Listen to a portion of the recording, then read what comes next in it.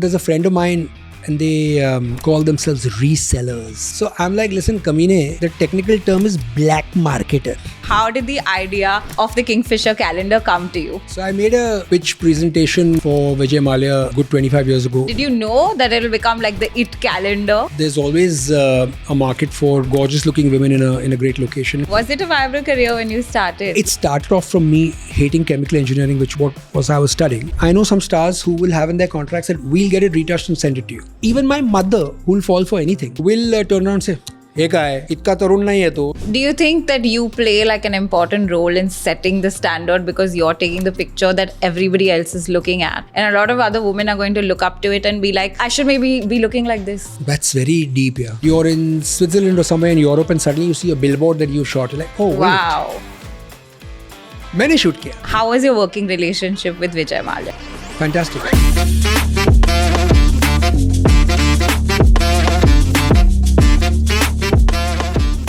Today we have the legendary photographer Atul Kasbekar with us. Hi Atul, thank you so much for being here on Pleasure. Aleena Dissects.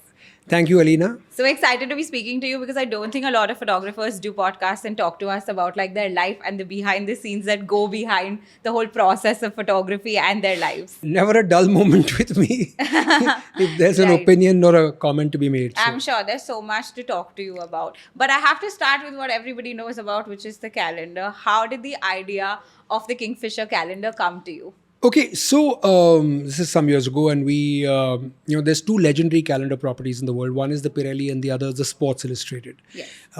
Both have been on for more than 50 years, and Pirelli is to do with beautiful shots of women. Okay, not necessarily swimsuit, but you can only get it from the desk of the Pirelli chairman. Okay. You can't acquire it. Okay. Okay, and Sports Illustrated was a swimsuit edition, and you can get it, you can buy it. You can download it online, whatever. So in my head, there was a concept of what if we made a swimsuit calendar that you couldn't get. It was only sent from the desk of the chairman, hence making it exclusive. And anytime you say you can't get it, then people want to get it. Yeah, right. You know? So I made a pitch presentation for Vijay Mallya then. Now this is a good 25 years ago. And I rehearsed in front of a mirror and everything and said, ki yaar, aise bolunga, fir aise bolunga. I only knew him socially at that time. And 15 minutes into the thing, he said, yeah, it's a great idea, do it. Where do you want to go? How much money do you need? I have no idea. I came to pitch to you, then I thought we'll argue a bit and there'll be round 2, round 3, but he bought into it straight away. And to be honest, I had a list of one, which was him and the Kingfisher brand, because it just seemed right. I shoot for beer companies, but it's not really my drink of choice, but the only time I will have it is if the beer is chilled and the weather is warm and I'm at a beach, then, the mahal has to be perfect. Right. So you took the inspiration from internationally. Yeah. I mean, we combined two things to be fair and put them together. But yeah. Right. And did you know that it will become like the IT calendar at that point when you started it? I mean, I thought we'd do well because there's always a market for... gorgeous looking women in a great location. We saw it more as an extension of the good times, which was the baseline of the beer. And, we wanted to extend good times into beautiful people, beautiful spaces. Right. The behind the scenes actually did remarkably well for many years, So there's people lunching at nice places and having great dinners. And so it became more like a lifestyle thing as well. A lot of ancillary things around, a lot of locations would be on our case to come there because it was clearly seen as something that becomes like a dil dharakne do, so to speak. Right. That, sab public abhi Spain ja rahi hai, that kind of thing. So it was fantastic while it lasted. And how do you put them together? How do you put this is the location, this is what I want to shoot, this is the team I need? This might sound like the theatre of the absurd, but there was a remarkable level of trust and faith that the guys at United Breweries had. And we've had random conversations like, why don't you go to Tahiti? And then I would check it out and I'm like, it's 3 to 4 flights. I'm not going to Tahiti. They're like, are you insane? How about Brazil? I'm like, okay, you insure all my equipment, my blokes and everybody because it's dangerous. So, and again, it's very far. So there are people telling you to spend more money, and there was no problem in terms of an expense account, and I would be brutal in terms of saying, "Nahi yaar, bahut dur hai." When I reach the beach, it's the beach. Right. You know, that sand looks pretty much the same. Now to take 4 flights is a bit of a nightmare. So things like this. So I think there was a the wonderful thing is when you're doing, and I'm not knocking it, but a lot of advertising work, which is the bulk of my photography work, is there's a lot of people involved. Of course. Art Whole team. directors, clients, and agency, and so on and so forth. That's fine. Here, my only rule was that I'm dealing with one human being. Okay. If it sucks, say so. It's not a problem. I'll fix it. But otherwise, I'm just dealing with, the chairman of the UB board. He chooses Jan, Feb, whatever it is, Okay. and we're good to go. Okay. So I think both ways there was a great amount of trust and faith. And I was told that we shot it for a straight unbroken 19 years, and it is apparently the longest single unbroken association between any visual professional and a brand. Right, interesting. And do you think it gave your career a push because you could look at it also as a business, which a lot of people today don't look at, photography and the business side of it? Well, to be perfectly honest, I think the fact I would think amongst the people who have brought photography into honorable, lucrative profession. Right. Okay. And there have been 3-4 before me, and of course many after. But I've been part of that process where, it is seen as a viable career option. Okay. So, at the time that I wanted to be a photographer, people are like, "Are you insane?" Which is what I was going to ask Yeah. you. Was it a viable career when you started? Not really. No, but I was pretty confident that because I could see that Potential. it started off from me hating chemical engineering, which was what What you was did. I was studying. And then a wise man told me that, listen, just do what you enjoy and the money will come. So the 3 Idiots line of Madhavan's track is my life, and my life was before Madhavan's track. I just want you to know. So, Interesting. yeah, he becomes a wildlife photographer. I shot wildlife as well, except that they were on 2 legs. Interesting. No, I do associate your life and your career to the 3 Idiots part, because I'm sure at that point it would have been difficult to put this as a career. Now a lot of people obviously can see that this is the path to take, but you set that for so many people today. I think, what, there's nothing honestly to crow about. It's right thing, right place, right time. What Sunny Gavaskar did helped Tendulkar. What Tendulkar did helped Dhoni. What Right. Dhoni did helped Kohli. And today, a young kid who may never play Test or ODIs could make 3-4 crores a year playing IPL. yeah. And that's a perfectly great living for playing 8 weeks in a year.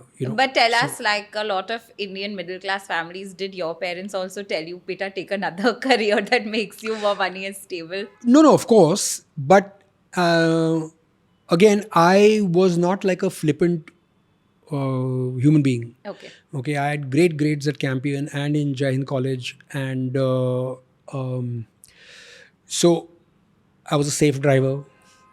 All these little things that that this isn't an impulsive idiot, कि इस लड़के का क्या करें. So we had no situation like that. It was it was a fairly thought out kind of thing. Of course they were worried. And then there were intense negotiations with my dad, which were, why don't you finish your chemical engineering and then do it. Whatever. So which I mercifully declined. And then he kind of said, okay, fine. But he had a great line, which I've used to great effect with, with my kids. And I've told all my friends, you feel free to use them without any copyright with theirs, is that he said, look, whatever it is that you want to study, you said you want to study this, fine. I will sell my soul or a kidney if I have to ensure that you get the best possible education in this. Now that's your long rope. You come up with it or hang yourself. That's up to you. Because, and this is the best part, your mother and I will now continue to spend your inheritance. So I love that. So I've told my kids, unless a truck hits me, I do yoga and all that, so I might live till 90. So you're going to be spending all the money after their education. Completely planned. Right. And then they have to make it on their own. हाँ यार, आपको क्या सीखना था, सिखाया आपको, अभी now go for Now it. it's on you. Yeah. Whether you want to stay the course or you want to take something else. Then how did you start learning photography? I was always a keen amateur photographer, Okay. which mostly involved rubbish photos of my sisters or unsuspecting friends, or or my dog who never complained, and some sunset type thing. And it was quite hectic because we're talking of the time of film. Right. And in relative terms, a roll of film and processing it and making a contact sheet and making a print, it's an expensive hobby. you know. Right. So, so you have to judiciously press the shutter when you think the moment is right. So because it costs, right? Correct. In the days of digital, you just go bang, bang, bang, bang, bang, bang, bang, bang. taking I think, hundreds hundreds of together. shots. I think there's a certain amount of carelessness almost that comes कि कुछ तो मिल जाएगा यार, so I think we have to be a lot more studied and careful. So I enjoyed that process. I also enjoyed the process of writing because I used to edit my school magazine and stuff. So and then so it was a choice between those two things if I'm quitting engineering, and I went to Samovar, which was a little cafe at Jahangir Art Gallery quite often because it was cheap Okay. and I had no money. So I discovered all the guys who were there were these English grads, whatever from, and they had Khadi Bandar clothes and one jhola, and they discussed all the problems of the universe and made absolutely no attempt to sort any of it. Okay. So those were the writers. Of course, now writers are doing well as well. But I said, yaar, ye option to nahi hai, it seemed like. And I could always write Yeah. after taking photos. So, Right. So you chose photography. Yeah.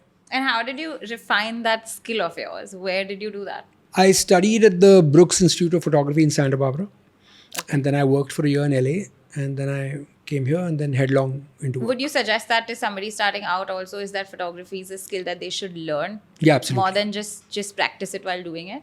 For someone with my temperament, I think it works really well. And especially for the time, it worked really well because I could shoot cars, I could shoot big sets, I could shoot small products, I could shoot food, people, etc. If your knowledge is not as broad-based, then you would be restricted to shooting a very small Right. area. Then, of course, I was getting enough work with people, so I stopped doing the other stuff. But in the early part of my career, I shot literally everything. But I had the technical and aesthetic chops to do that, Right. which was thanks to the education. Correct. You know? Otherwise, today people would say that it's better to go like a niche and become a niche photographer in a specific and be expert at that. I mean, you're not going to ask your orthopedic to deliver your baby, right? So I get that. But I think, like I said, it was the state of the times. And a photographer at that time kind of shot whatever came his way. Correct.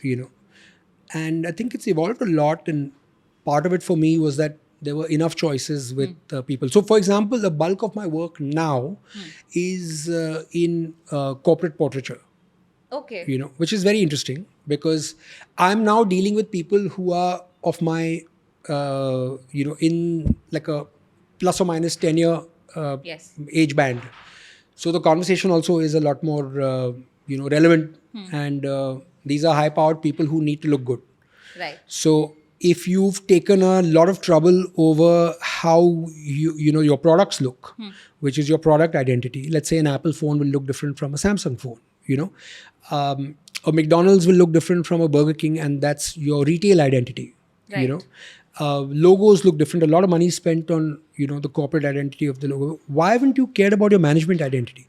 If you Google a lot of pictures of heads, CEOs of companies and CFOs of companies, sorry, but the pictures are atrocious. And there is no, you are the face of that company and you are the voice of that company and you stand for that as much as your products or services do. If they look good, then there is no reverse snobbery about, nahi, Ram Singh, mujhe kyun lena hai photo? That kind of thing. No, you need to look good. Yeah. And we will make you look 5 years younger and 5 kilos lighter if necessary, and and you look like $1 million.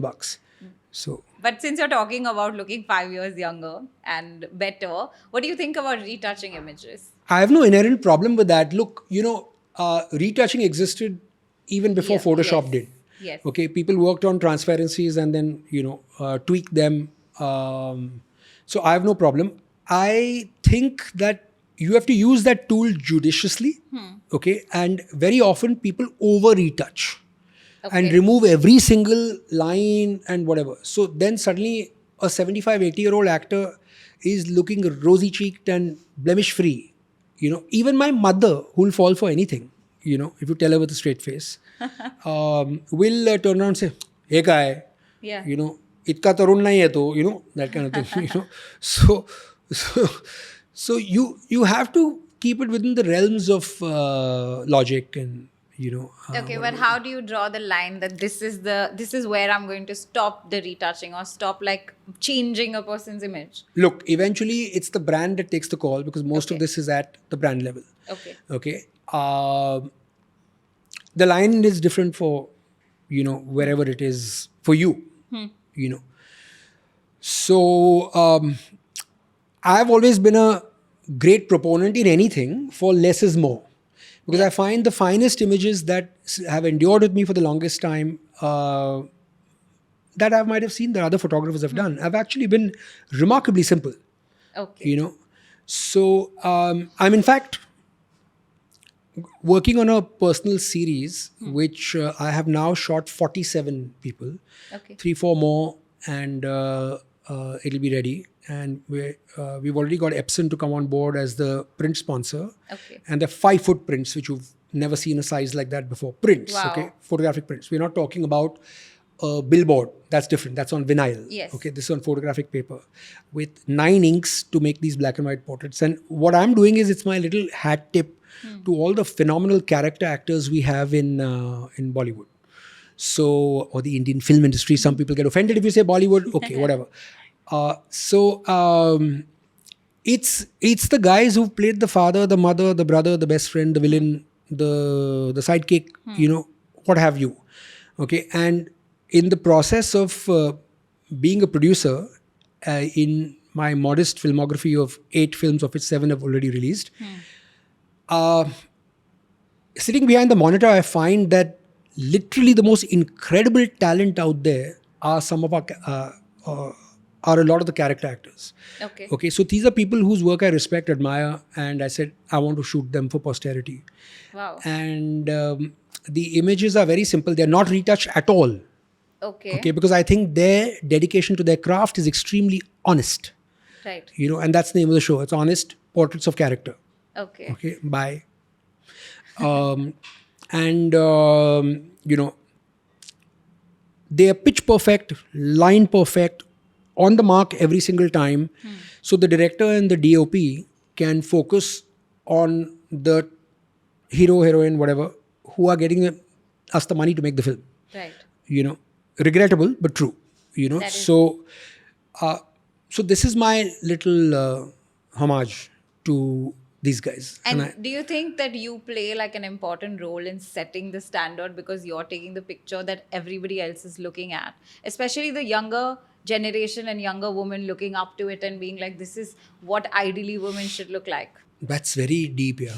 But I have to ask you since you're the photographer. No, I don't know. I mean, it's, look, Have you ever thought of it in that way that, I'm putting out this picture and a lot of other women are going to look up to it and be like, I should maybe be looking like this, which is what filters do on Instagram. I would be amongst the people who, left to me, would do the least amount of excessive retouching. Okay. So let's agree that we are not news photographers. Correct. I'm not trying to capture a moment during a Kumbh Mela or something dramatic that happened at shooting somewhere or whatever. That's not my skill. Again, orthopedic versus gynecologist. Okay, I'm an advertising photographer, and advertising photography to a great extent is doctored. Okay. The guy who writes the check, which is the client, has the final call on how much they want to retouch. After it's left my hand, and they'll say, you retouch it and send it. Okay. And then they'll work on it further if they need to, which they almost always do. They do. Yeah. Okay. There's no right or wrong. Right. At the end of the day, he who writes the checks calls the shots. Right. And it's their product, it's their call. They want it that way. Fair enough. Okay. And very often they'll, in a case of celebrity-driven stuff, The star will be very clear. In fact, I know some stars who will have in their contracts that we'll get it retouched and send it to you. No way, really? Yeah. And why not? Because Okay. then you don't have to do back and forth. I have my retoucher. The retoucher charges X. You can pay directly. Okay. Okay. And the approvals come much faster. Yeah, because they are doing it themselves in-house. You sent it to me. What's the complaint, right? So, Okay. this started because it was the most random thing. I'm chatting with a friend in the building who watches a lot of movies. Okay. And a few years ago, and I was telling him, he said, tell me something to watch, right? So I said, why don't you watch this small little film called Kamyab with Sanjay Mishra? And he plays a character actor who's, I think, done 499 films, and he wants one more role, to hit 500. Okay. And they allude to a character actor being like paneer. Okay. Paneer palak mein bhi chalta hai aur matar mein bhi chalta hai. So you blend in anywhere, that kind of thing. And I said, I'm going on about the movie, and really cute film and thoughtful. And then he said, one second. Who's Sanjay Mishra? I'm like, you didn't just ask me that. Okay. Yeah. So I Googled his name, and his name popped out. Inko to kaun nahi janta. Exactly. Now the name with the face, and this was horrifying for me, because this is not somebody who's just landed from Holland or something. He's somebody who watches movies and didn't put name and face together. And I think Sanjay ji is one of our finest. We just did a podcast with him. Oh, and he's wonderful. I did, and I did get that still today. I got a lot of people saying like, "Who's Sanjay Mishra?" And I'm like, "Here, you know him." Exactly. Look. So I'm like, so it started from there. Sanjay ji hasn't given me time as yet. So, but there's Baman, there's Nasir Saab, there's Tilotoma Shom, there's Seema Pawa, there's Manu Rishi Chadda, there's Gulshan Devaya, there's man, there's I just shot with Sunil Grover, who I think is an insane talent. Very, yeah. I promised him that I will definitely offer you a really meaty role in a movie that we have coming up. Wow. So people like this. Interesting. And tell us more about the... Pankaj Tripathi. Yeah, amazing. But like the brand campaigns and like the shoots that you've done that stood out in your career, like your favorites. So we've done huge amounts of work for Pepsi through the years. Pretty much all their brand ambassadors. All the watch companies that came to town, I pretty much shot for most of them. Okay. From the Omega work to Tag Heuer, almost anything you've seen in Tag Heuer, chances I've shot it. What else? So it was fun doing these international things like Tissot, with Deepika, and you're in Switzerland or somewhere in Europe, and suddenly you see a billboard that you shot. You're like, oh wait. Wow. मैंने shoot किया. So, or like a train station and stuff, so that's pretty cool when that happens. Early part of my career, we did a lot for an export house out of New York called Juju, which was great. And but I think about the most fulfilling work that and I'm sure I speak for a lot of my colleagues as well, is something else that had occurred to me, and I spoke to my old friend Anand Mahindra, where we do a charity shoot every year called Proud Fathers for Daughters. Okay. And it's for Nannikali, their NGO, which sends girls in rural India to school. Yeah.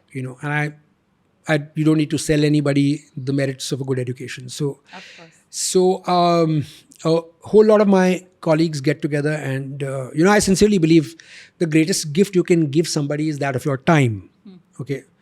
So there's Tejal Patni, Prasad Naik, Colston Julian, Jaideep Oberoi, Rafiq Sayed, Tarun Khiwal, Tarun Vishwa, who've like routinely popped up, and we charge no money. Yeah. Okay, we shoot for free, and up to like 100 portraits a day, and it's only father-daughter, right? And depending on the number of prints you order or you make a donation, which effectively sends girls to school. So I think, if I get the number right, I think somewhere between 5,000 to 6,000 girls have been to school thanks to this. Also, I'm hoping it's a core memory for people, because you've got this... To work on such a good project. Well, I mean, I'm talking of the subjects, and subjects get a really nice picture taken by a top-end professional, and it's there on your mantelpiece forever, Yeah. So that's lovely. That's nice. And we've done 8 editions so far, and there are some cases where I've seen the girl grow. The same dad and daughter have shown up every single edition. Yeah. I'm like, wait, that's Does amazing. it still happen? Yes, the next edition is in January sometime. Okay. I think the second weekend of January. Interesting. Do you have like a favorite person to shoot? or a type of person to shoot? So faces interest me, and I think part of the process of getting a decent image is to put the person at ease. So one thing people have often said after we're done shooting, they're like, "Bas, ho gaya, we're done," and that's the perfect response Okay. for me at least, because that means the process was painless. So I don't need to show off moving lights. That's my job to be done before. Correct. I don't need to pretend to be busy. So I have a noiseless team of assistants who worked with me for years. I've done lighting diagrams before. It's been set up. I've come there earlier. We've done the 19 to 20 fine tuning, and then we're set to go. When they come, it's 1-2 like test shots, and then we're set to go. We'll then worry about really important things like what's for lunch. Are there fresh cut flowers in their vanity van? Some nice hamper, chocolates, whatever, and it's conversation. What kind of music, maybe research earlier, what kind of music they want, so that music's playing. How nice. So these are subliminal things that put people at ease, and the shooting process should be quick and painless and seamless, and there's never any yelling on my set. Nobody runs. That sounds fun, because I work with a lot of younger people and they don't have that much professionalism, to be honest. No, we are planned like a military operation. So there's no stress. Wow. I don't like that, Okay. So I think it needs to be a very calm, soothing, zen-like environment. If I'm talking to my assistants, it'll be as whatever. So just check the light on the right. We move in and over. It'll be very, and sometimes it's a bit like a surgeon who's worked with the same set of medical staff in an operating theatre, that they know ki yaar, he's going to ask for something. So when the hand is put out, it's already, you should know. It's, So a lot of it is just... Did that come with time of and course. practice? Yes, of course. Because in the beginning, I'm assuming it could be like putting No, we were everything chaotic in the together. beginning, and then, and then it just... Maybe kinda- that's something other people can learn. So it smoothens out the process. But I think sometimes a lot of people want to look jittery and hyper. Oh, it's like a and shoot going on. Yeah, We there's a have shoot to going be on. like- No. This is the simple part, so... Okay, tell me about like your most difficult day at shoot. In my entire career, I've had 2 reshoots thanks to a technical issue. Oops. That's a pretty good ratio for 30 years. Yeah, that is actually. And both in the days of film, one was totally not my mistake, in the sense that eventually, the buck stops with me. But, there was a light leak, Okay. and the Polaroid back is different from the film back. The film back had a light leak. So the Polaroid looked fine. Then when we shot, there was a light leak in all the film. So it was a reshoot. So I went to the agency, showed it to them. I said, okay, before you lose your marbles, I have already booked Film City again. I have called the set maker. I'm shooting it tomorrow. You're welcome to come, but I'll duplicate this. And there's no cost to you. So we repaired that. The other was with a hotel chain. And that was completely my mistake. We carried one sync cord, to sync your camera to the flashes. Okay. And for whatever reason, sync cords were made by the same company that wrote Murphy's Law.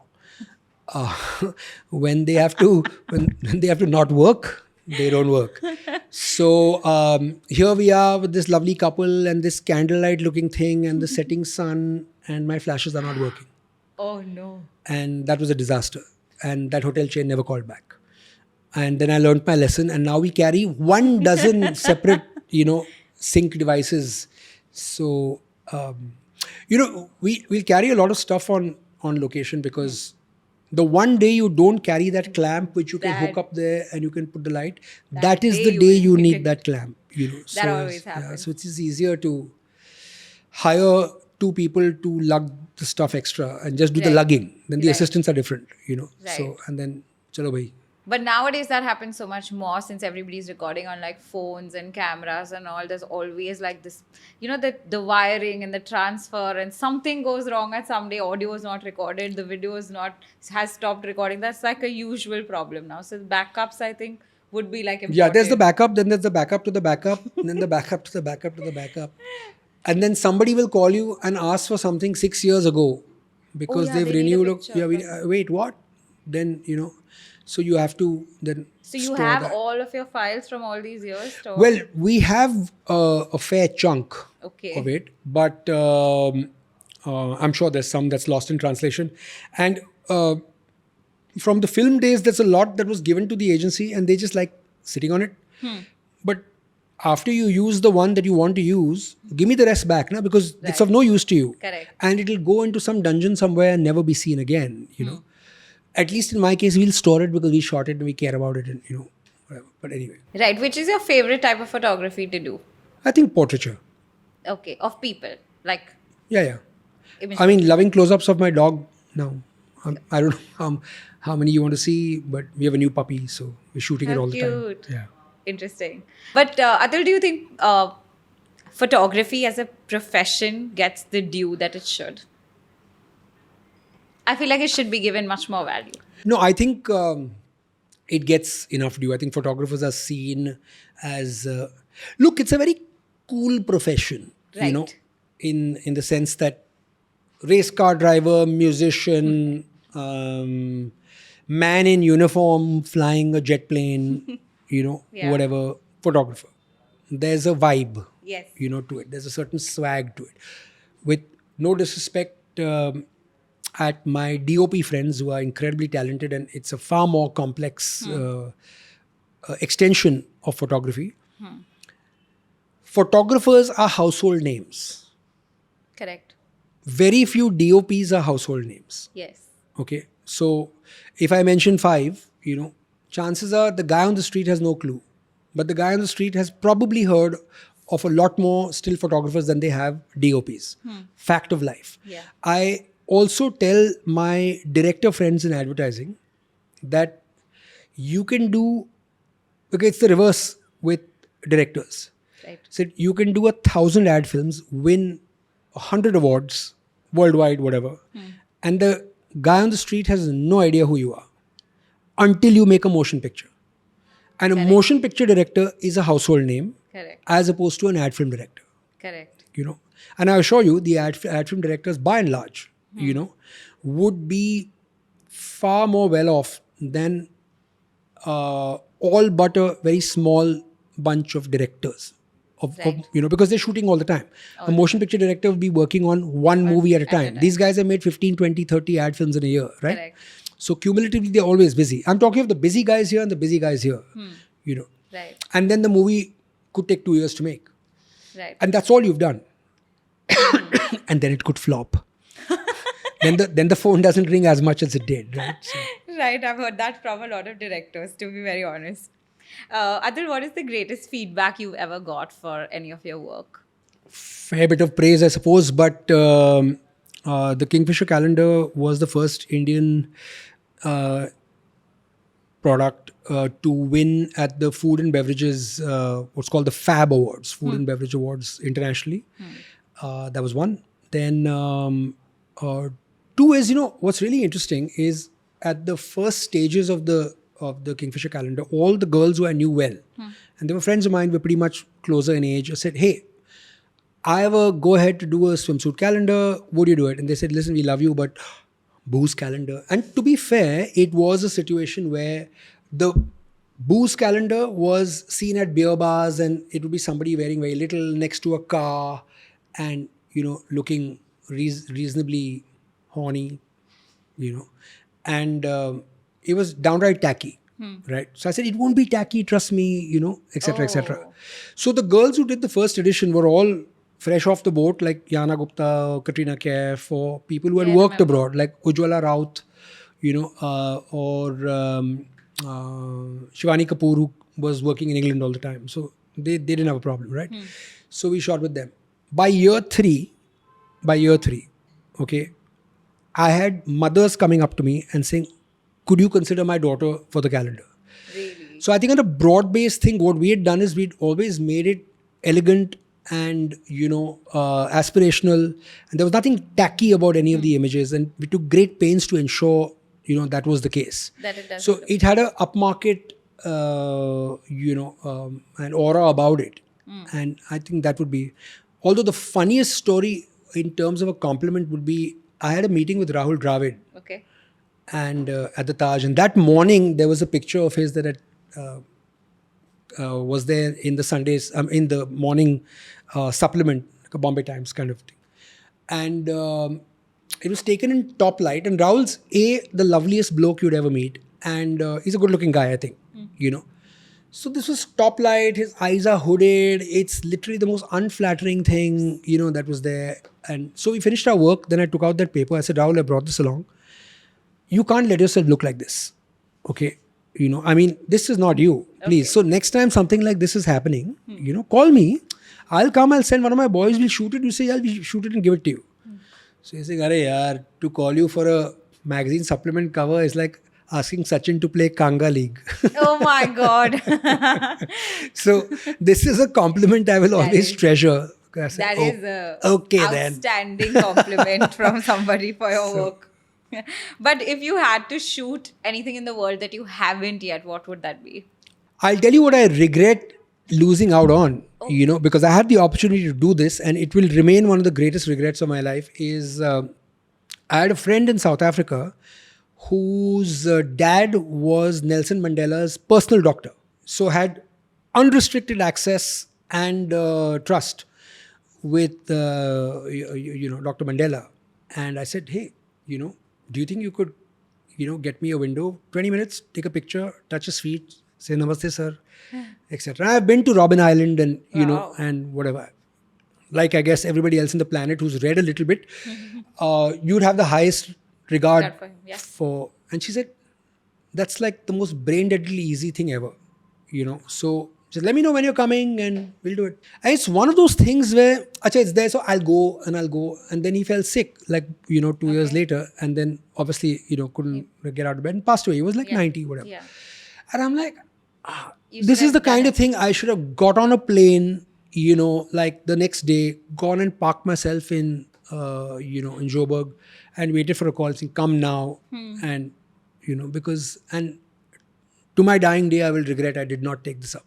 Why did you not take it up immediately? It's just, sometimes the familiar becomes you take for granted, right?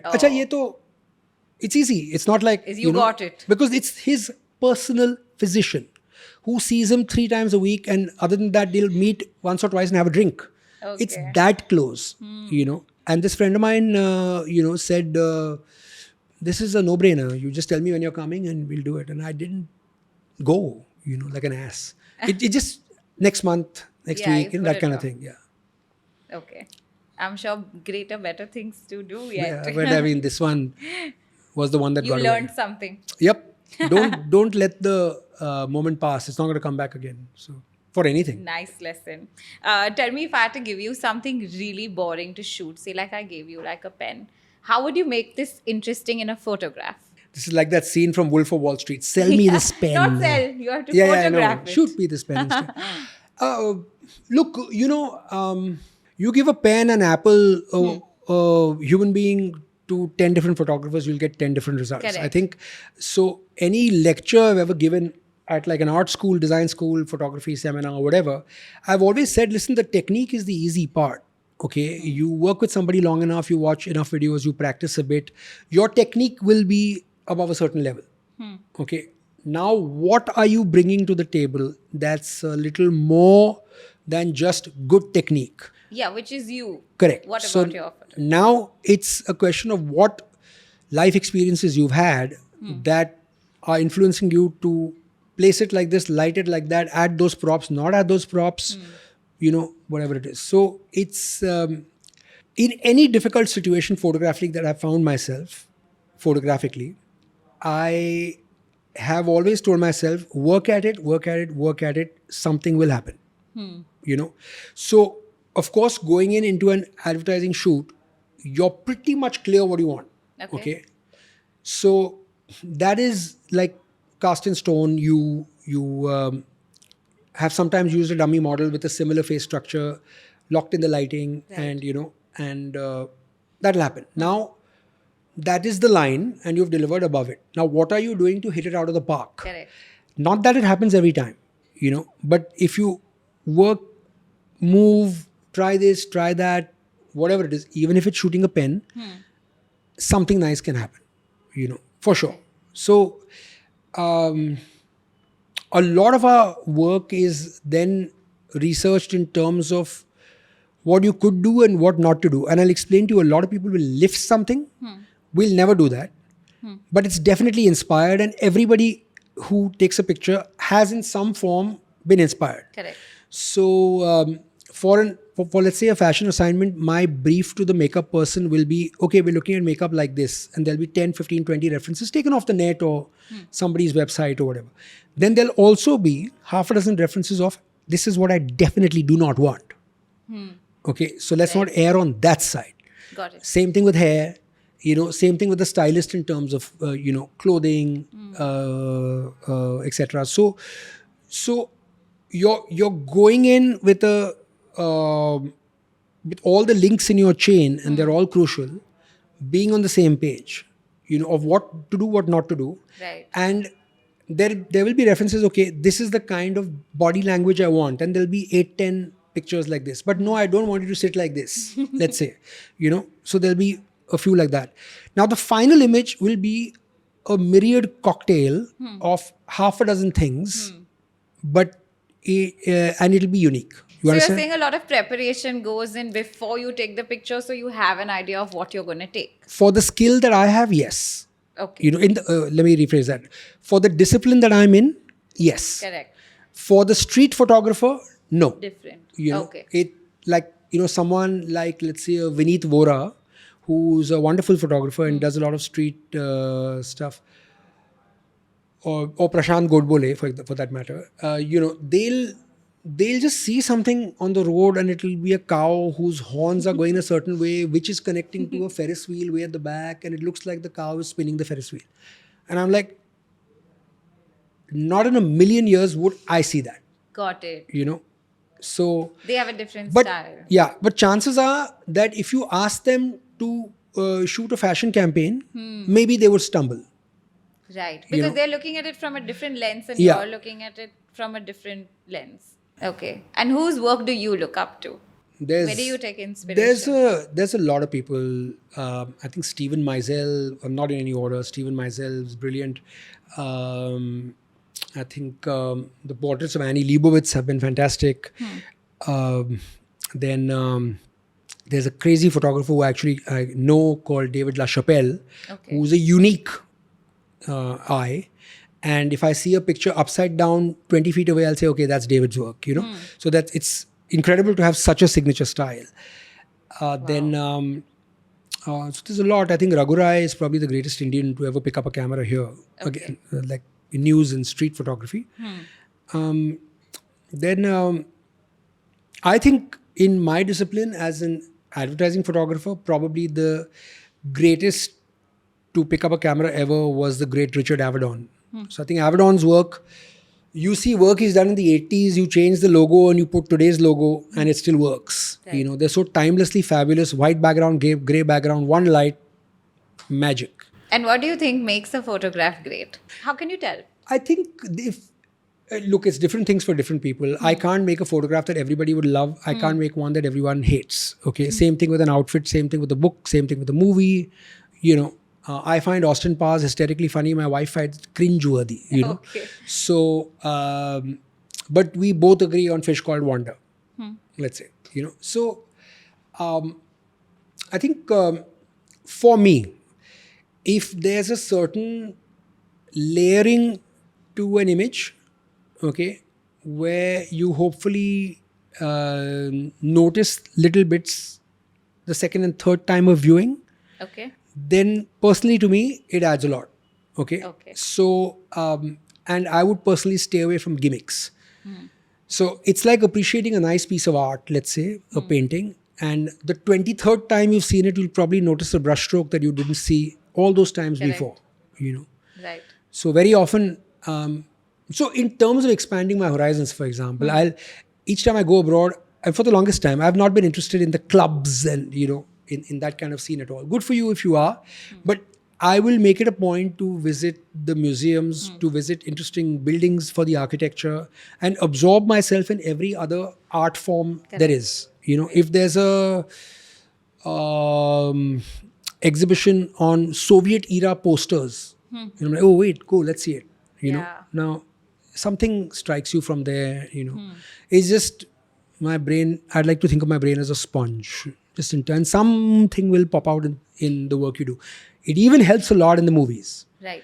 So, which is a much broader canvas. You might be doing something like Tumhari Sulu, which is a housewife who's been a failure at education, now gets a shot at the title as a Love Guru programming DJ. Okay. And then you're doing something like Nirja, which has nothing to do with that film. And then, something else like Dor Do Pyar, which has released now on Hotstar. Totally disparate. So your knowledge needs to be, wide to be able to have a conversation with all the stakeholders involved in that project. Correct. And how did you get from photography to producing movies? So one of my partners in my erstwhile business of talent management had a friend called Simon Quadras who looked a bit like Jesus, this long hair, scraggly beard, and he had an 8-pager draft that he had, put out as a brief story outline of the story, of the Nirja Bhanot story. And that I was studying in the US during the Pan American, and there was a lot of noise about it because it was a Pan American aircraft, right? And it was the worst hijacking in airline history in terms of fatalities and injuries. So people knew about it. And so I said, okay, we've attended a lot of shoots, but we know nothing about production. We've attended a lot of narrations and, but haven't made a script, but let's take a shot. And it was just one of those things, I think cosmically ordained in terms of, so we got the rights and then I spoke to my old friend Ram Madhwani and he agreed, and his company Equinox had done the last commercial with Nirja before she went on her actual flight. Oh. Yeah. So like I said, cosmically kind of ordained. And then we made it. We had 1,956 problems along the way, but they got sorted. I'm sure because it's a new thing for you, right? You haven't done. I don't know how we got that movie made. Honestly, it's just one of those things. I think everybody just stepped forward to help. Okay. Whether it was ministers who gave locations, whether it was airline owners who said, take my plane, we got airports for free. Oh, nice. Because she was an Ashok Chakra awardee. So it justified it for them. This is a story about somebody who's an Indian hero. And let's help this project, that kind of thing. There wasn't like a commercial vibe about it, Okay. There was a aura of warmth and goodness, and this story needs to be told, that kind of space. We got rights of songs for free, which is an unheard of thing, right. And so on. So I just think that like very often it might sound not spooky or slightly odd, but I could feel like, I kept telling Ram, I said, like at one point we had a strike, okay? And we are in the middle of this set where we've built an entire 747 and we may not be able to shoot, and the strike might last for 1 month. There's no way I can keep that plane standing for 1 month, And I'm like, Ram, it will sort itself, I don't know why. And I kept like looking this way, and it's not like anyone spoke to me or somebody tapped me or anything, but I just felt like a presence. It has not happened before. It has not happened after, but it was a really strange thing. I think there were forces at work that told you that it'll happen. Yeah, ho jayega yaar, don't worry, tu aage badh. That kind of thing. That's good. And so did then you feel like, okay, I need to do more of this, as in producing movies? Yeah, in Tanuj Garg's and my rarefied heads, I think at least the conversation we have is, let's try and make movies that say something interesting. We like to think that, when 4 people watch our film and then they are having dinner after, let's say, they chat about our film, right? And they discuss it, So hopefully that's happening, and we've tried very hard to do that. So, for example, let's say our last film that debuted at Mami, and now it'll be on some OTT platform soon enough. It's a long form version of Twinkle's Salam Noni Apa, which was also made into also became a play. And Sonal Dabral, who's an advertising legend, directed it. Now, this is about a 60-year-old widow who's been widowed for a long time and living a life, happy and upper middle class kind of thing. So she falls in love with her yoga teacher who's 10, 12 years younger, played by Manav Kaul. Okay. Now, I've seen through my life with friends where one parent has passed early and they're in their 50s or 60s, still young by today's standards, right? So it's a conversation about, why are they not entitled to their share of love, respect, affection, companionship? You can't be selfish and say, "Meri mummy ki jagah koi nahi le sakta," or your dad. I get that. Which happens. Correct. But it's not fair, na? You have your life, your kids, etc. Now, in between, you say, "Arey, I forgot to call my mom." At the end of the day, that person is lonely out there. Why should they not be? You can't. And she has this issue with her daughter, played by Athiya, who's settled in London and whatever. And obviously, is a little traumatized about this guy might be in place of my dad. That kind of So I've seen that happen a lot in real life also. There you It go. is an adjustment, but I think it's only fair. It's only fair. Now, we'd like to have Tell that conversations like this. In Door Do Pyar, for example, Vidya and Pratik are married for 10, 12 years, the early 40s kind of thing. And they, it's a loveless marriage. They haven't touched each other in 3, 4 years. And they're both having an affair. And neither knows. Okay. And each of their affairees is saying, let's make a life together. Okay. Right. But they haven't had the guts to tell each other. Oh, God. Right. Now, certain set of circumstances happen and she has to go to Ooty, where she's from. And he goes along with her because they had run away and gotten married. Okay. So he said, I'll come along with you because they'll be giving you a hard time. When they go there, they rediscover each other. And then the crux of the story is they start lying to their other partners to spend time together as husband and wife. No way. Yeah. That's so interesting. And the reviews were fantastic. I mean, I thought I made Shawshank or something. So, But the box office did not reflect Shawshank. But the thing is that the reviews were, this is such an intelligently made film. Correct. It does not say that woman is the housebreaker, whatever. I mean, the whole world is grey. Get used to it. There's no black and white, Correct. And it's a far more nuanced take on something that's probably happening all around. So Do you think OTT is more of the content of that kind?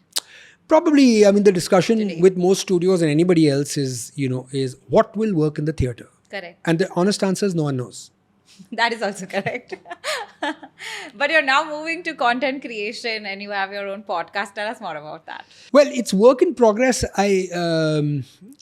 It's so organically for me, I've always been like an inveterate collector of Correct. I had to ask you about that. Yeah, so all kinds of things, from like sports memorabilia to hand signed books by the author, to cigars, to tequila, sneakers, art, sculpture.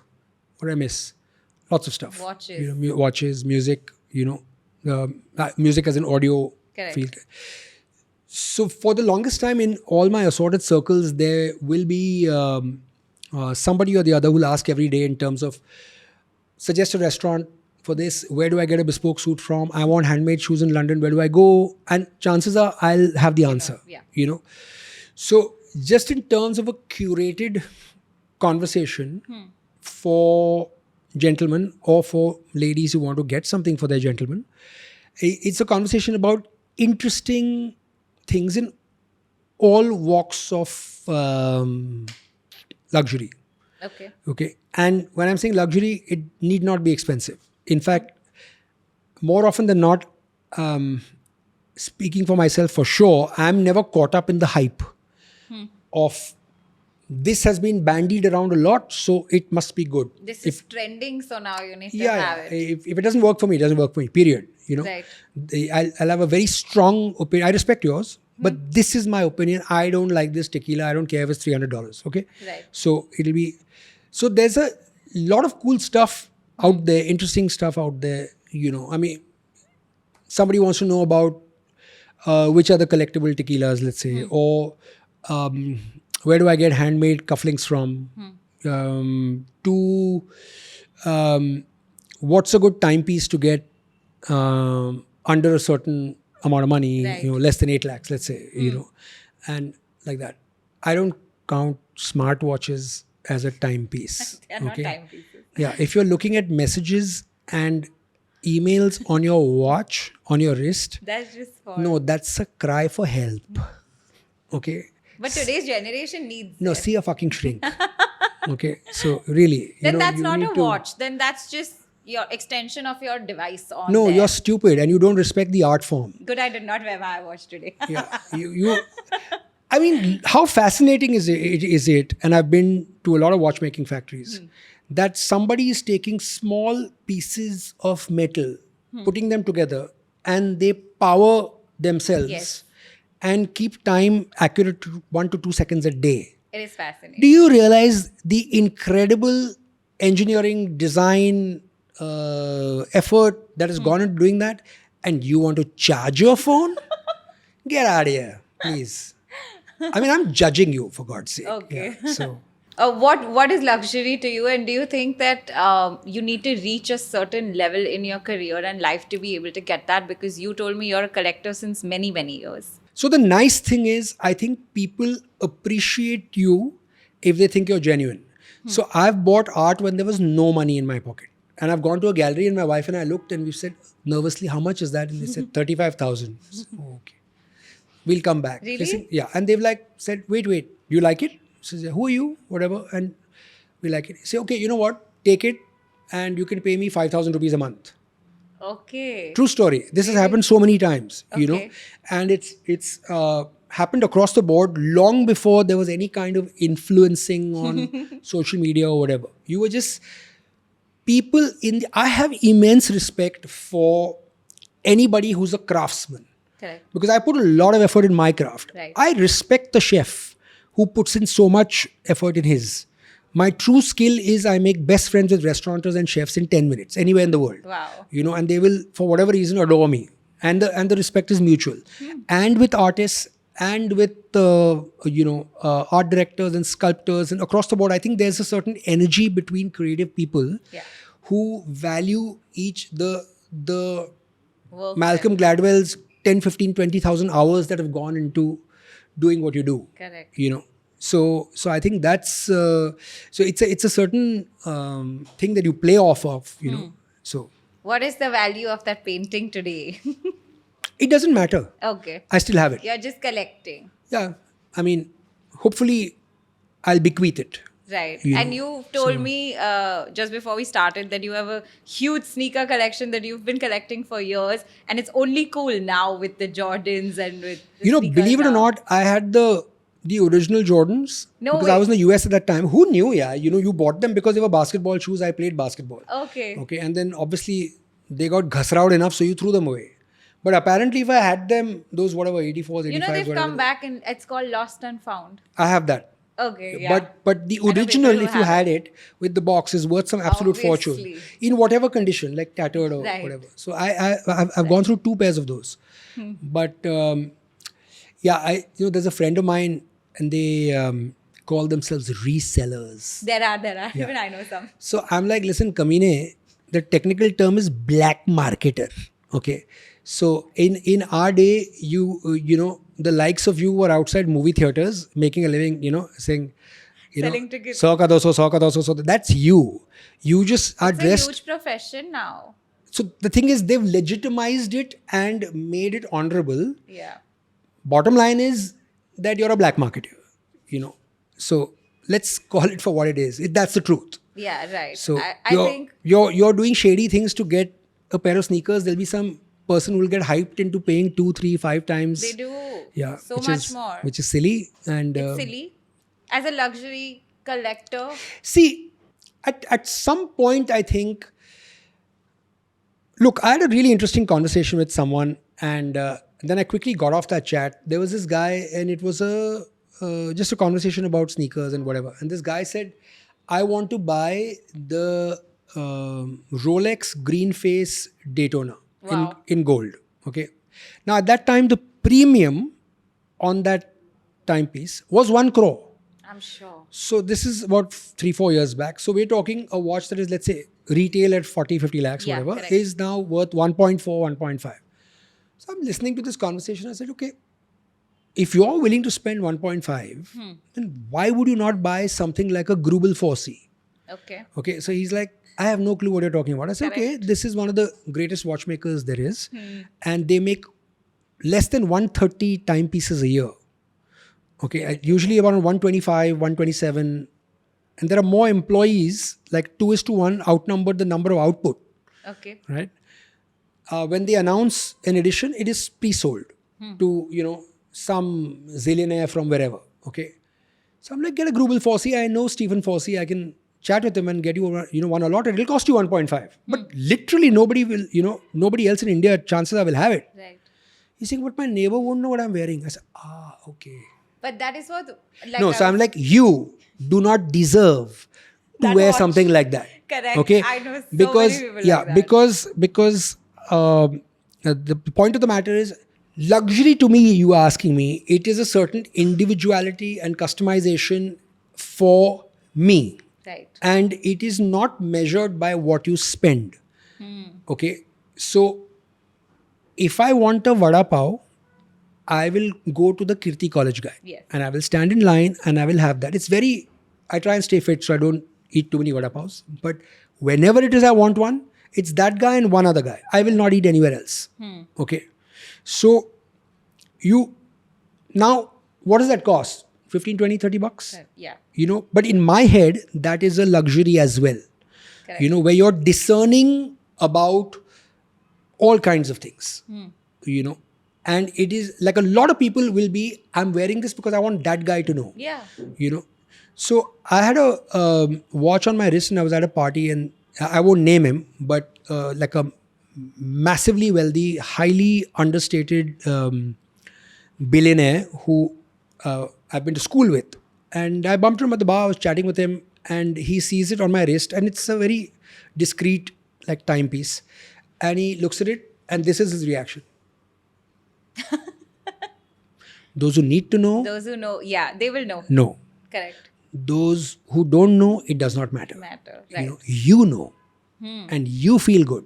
And that's all should that be for matters. yourself. Yeah, I think there's a strong sense of individuality which you need to have.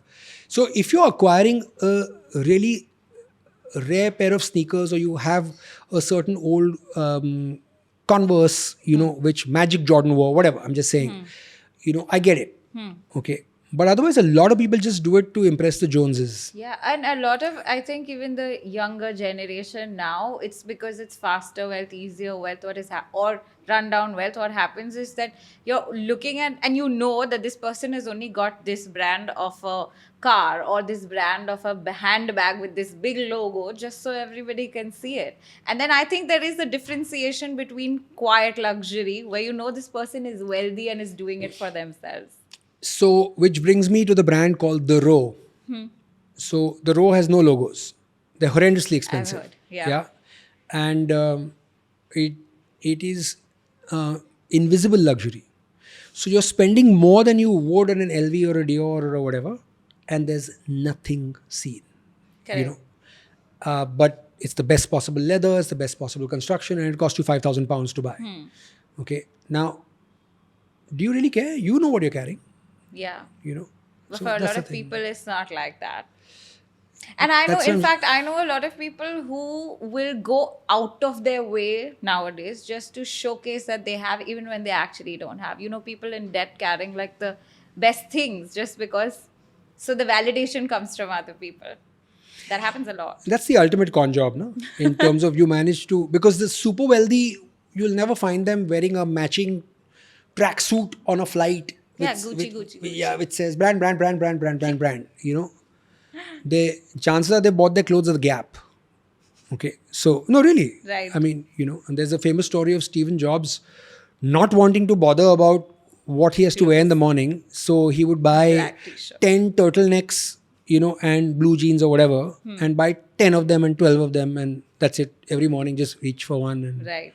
sochne ka nahi. There's a huge market for something that you can do, which is luxury influencing in the men's space, because not so many people do it, not so many people have the knowledge that you have, because that is also important. You have to know about what you're wearing, drinking, and going to. It would be fascinating to do that, and I might just. But the space I would like to occupy in that is that for people to study whatever interests them a little more, whatever it is, you know, and then form your own opinion. There's no right or wrong. Correct. You know, I went to a whiskey tasting in Scotland. There was a Japanese guy who was doing the thing. I'm like, wait, what are you doing in Scotland? You know, and he had a very strong Japanese accent on his English, and he goes, if you want to learn karate, where you go? So I said, I suppose Japan. So he said, I want to know whiskey, where I come. So I said, okay, fine. Got it. And then he starts, you know, I always felt a little inferior when I would read about tasting notes and, you know, and this smells of this and this tastes of that and whatever. So he's like, listen, if I taste it and I say that this smells like the wonderful aroma of my old leather shoes when I've walked in through the monsoon, okay, or it smells like the oranges in my grandmother's orchard in Nagoya, okay, it is what it is, because you have never been to my grandmother's orchard in Nagoya. Correct. Okay, and maybe you don't wear leather because you're vegan, whatever. Okay, so there's no right and wrong about this. Exactly. You know, I taste cranberries. Okay, you know, cranberries it is. Correct. You see, so Right. you know, so a lot of people get caught up in that. So I used to feel, अरे यार वो कह रहा है कि oaky है. I don't really get oaky, you know. Huh. And now it doesn't bother me because I'm like, wait, because in my head, I've never been to your grandmother's orchard in Nagoya, you know. So The same thing for me, for example, when the whole, even now, the whole Jordan's trend and the sneakers trend now, I've always been a heels girl, okay? I said no matter, every single friend of mine can have the Jordan. We even had a wedding party of somebody's, which was around, it was called the Sneaker Fest. Everybody had to wear sneakers. I said, but I'm not a sneaker person, so I'm not going to wear it even if it is trending. I'm a heels person. I went to the Sneaker Fest in my heels also. and they didn't throw you out? No, they all looked at me because everybody was in those sneakers, right? So they're all looking at me, who's come in heels to a sneaker fest? Like, I've come to see the collection. So let me Not say to- something blasphemous. Form following function, I truly believe this. Okay, if you're making footwear, the footwear needs to work. Forget about the design. Okay, the design is then secondary, you know, in terms of external design. For your feet, it needs to work brilliantly as a ergonomically designed piece of footwear that lets you walk all day. Right? Heels are not that. I agree. Neither are Jordans. That's true. You can't walk around in Unpopular them. opinion, yeah, whatever. They're not as I mean, there's lots of other ones, but I think the shoes that are practically engineered for walking are the Yeezys. Yeezys, yeah, they're Phenomenal. comfortable. So when if you're going abroad, if there's nothing formal, then I won't carry formal shoes. But otherwise, there's two pairs of Yeezys, a dark pair and a light The white pair. one and the black one. Yeah, and they'll go with anything, and you can walk 16,000 steps a day, and there's no problem. Right.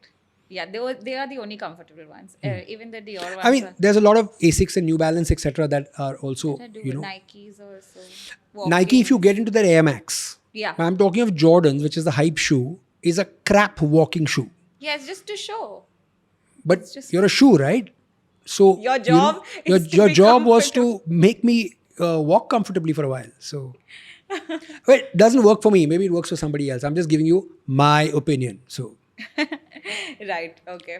I wanted to also ask you regarding all of this. How does you being and studying about all of this help you in all of the work that you are doing?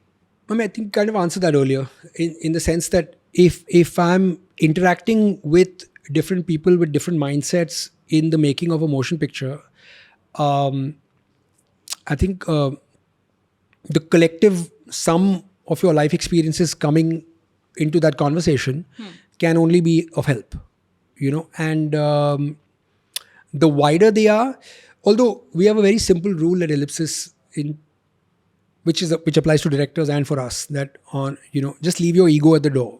Okay, so I always tell the directors we work with, look, the final name in the credits is yours. So फूलों के गुलदस्ते मिलेंगे या जूते पड़ेंगे, you first. Right. Okay, so your call is final. Let's accept that. Now, having said this, on a given day, the guy serving coffee might have a great idea. That does not mean every idea of his is great. Correct. Okay, so we will fight the studio boss together if you don't agree, even though he's writing the check.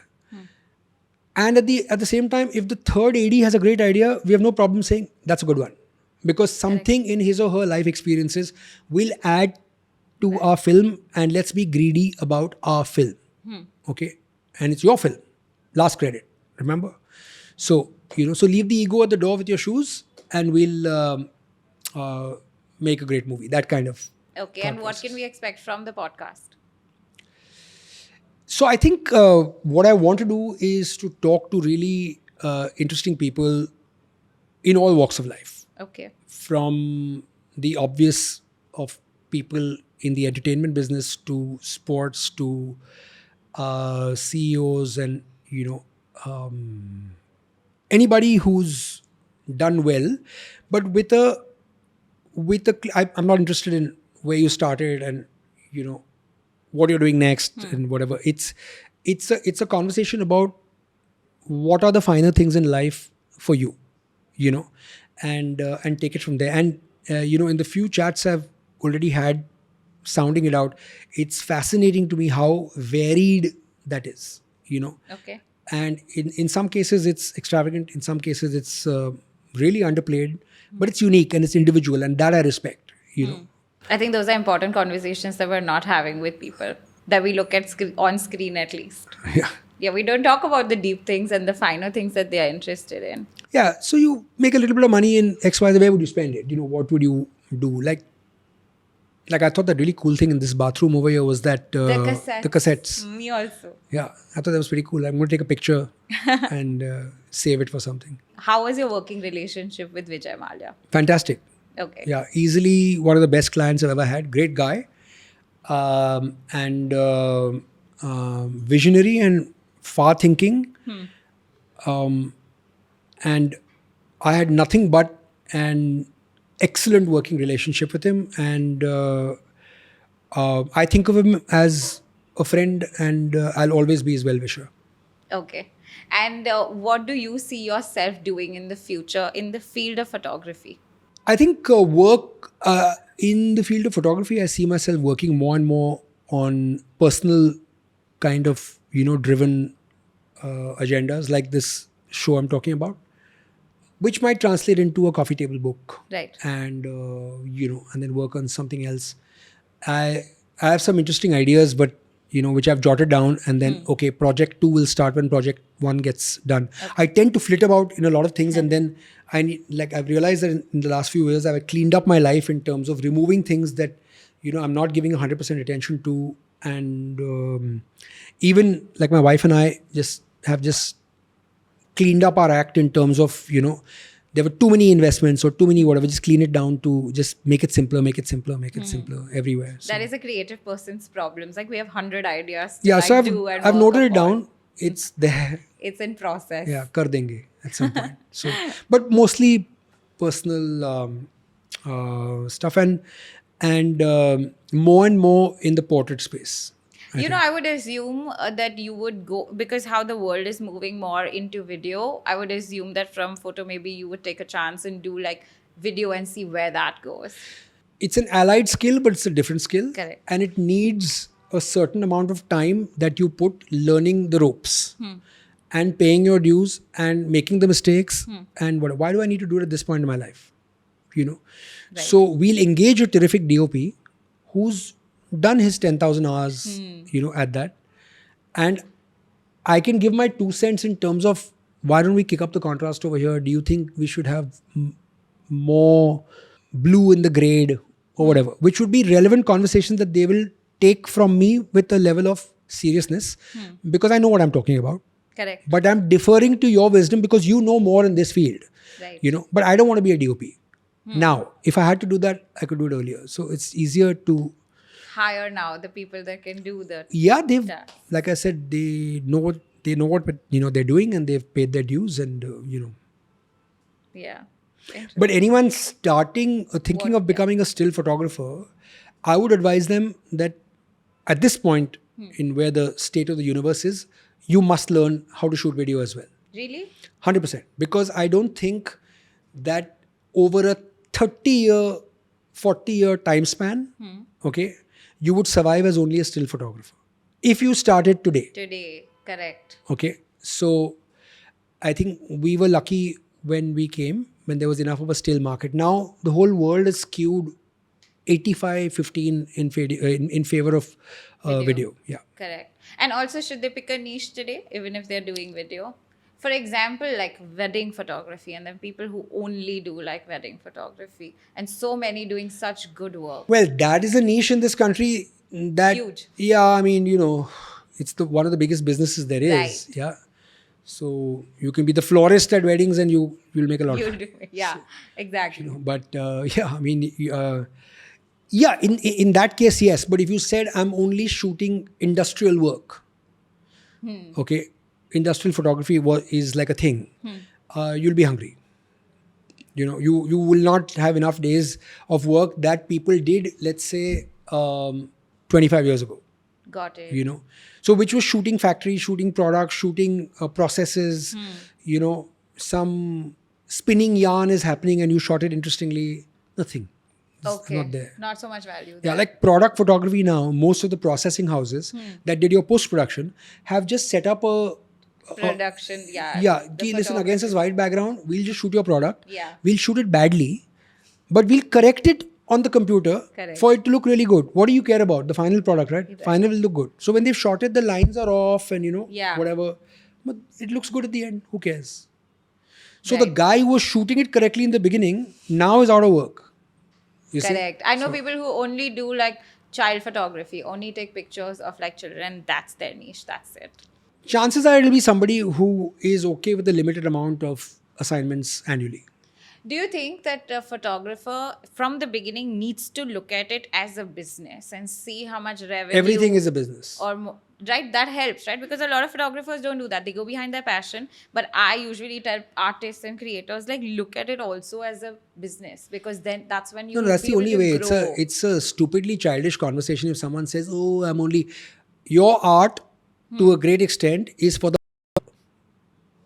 okay, and you're fooling yourself if you think otherwise. Or then get yourself a damn good agent or a partner or somebody. who masquerades as a great white shark, okay, and is out there getting the work, taking 20% and hustling you everywhere and leaving you in your ivory tower to ideate and come up and and then charging a fortune for your services and Right. and That then- also happens, and that works also because sometimes Yes, but artists can't do the business. fair enough. side. That's why you have that guy who treats it like a business, and makes you a brand Right. to whatever extent, right? And so on. You But it's- did both. Well, there was no concept of an artist representative Correct. at that time. So you had to. You had to, And a lot of it, I think, has just happened inadvertently. I've never had a PR agency or somebody plugging me anywhere. Or a lot of it just happened honestly organically. Organically. Because your work also speaks for itself. Yeah, we shot good work. There weren't that many people, as well. Now you throw a stone, you hit a photographer. You throw another stone, you hit an ad filmmaker. Right. And content creators don't even throw a stone; you'll bump into them. So That is true. Yeah. One last thing I have to ask you, that I've heard that a lot of models are very difficult to shoot with. Like sometimes people throw tantrums at like shoots. How do you handle that? they've never thrown a tantrum with me. Never. It's never happened. I've never had a problem. Very lucky. I think most people are incredibly professional, and I think it's really important that you be clear on certain things before. So, for example, let's say if the article of clothing that the stylist has brought to you is borderline, is this too revealing? Is the question? Then I would say make sure before the talent comes on set that this is run by them and they've okayed this. I don't want a problem on set. Because that screws up the mood. Right. So this is a bit of anticipation that you need to do in terms of I anticipate a problem and so just make sure it's not a problem. Oh. So there's no surprises. That's never happened on set. Okay, I know I'm wearing this and it's They've never said like, no, lighting is not proper, I'm not looking a certain. please, I'm a brilliant photographer. Nobody's complained about We have light. to end it with that. Oh, I'm a brilliant photographer is how we are ending this. But Atul, I'm so glad that I didn't speak to you only about photography, and I spoke to you like about life and things you do apart from it. That made it very interesting for me, and I'm sure that made it very interesting for the audiences also. Yeah, I hope so. It was fun. Thank you so much for doing this. Pleasure. Okay. Such an interesting episode we've had. Please leave your thoughts in the comments below. I will see you in the next one. Don't forget to subscribe.